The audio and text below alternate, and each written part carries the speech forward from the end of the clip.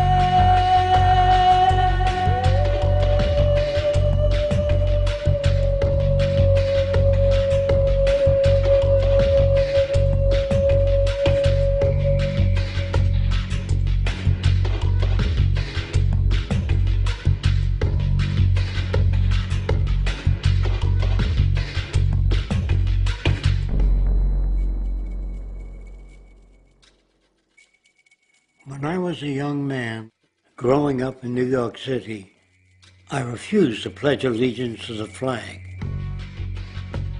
Of course, I was sent to the principal's office, and he asked me, "Why don't you want to pledge allegiance? Everybody does." I said, "Everybody once believed the earth was flat, but that doesn't make it so." I explained that America owed everything it has to other cultures and other nations, and that I would rather pledge allegiance to the earth and everyone on it. Needless to say, it wasn't long before I left school entirely, and I set up a lab in my bedroom. There I began to learn about science and nature. I realized then that the universe is governed by laws, and that the human being, along with society itself, was not exempt from these laws. Then came the crash of 1929, which began what we now call the Great Depression.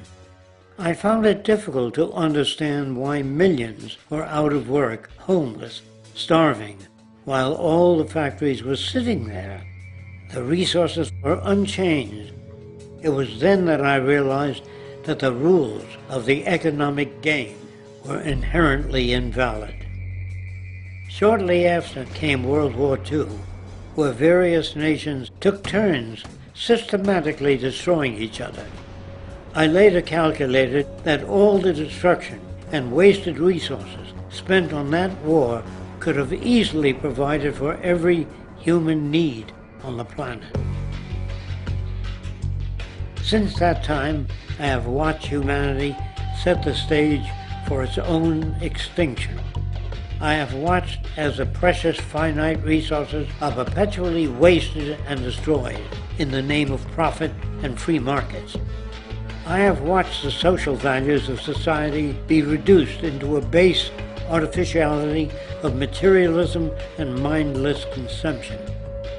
And I have watched as the monetary powers control the political structure of supposedly free societies. I'm 94 years old now, and I'm afraid my disposition is the same as it was 75 years ago. This shit's got to go.